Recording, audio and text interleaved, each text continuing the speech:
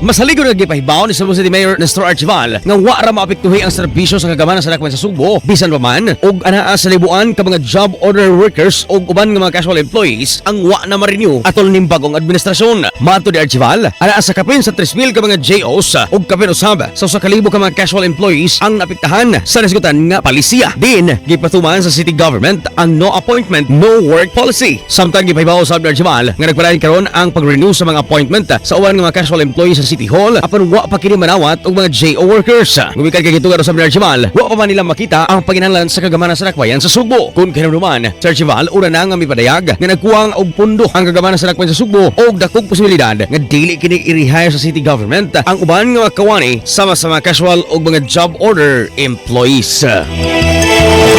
Report ikan sa Cebu City Hall, kini sa Iron Clinton Taco sa 93.9 IFM, di kabugan sa magatod sa nagunang balita. Tatak IFM Balita.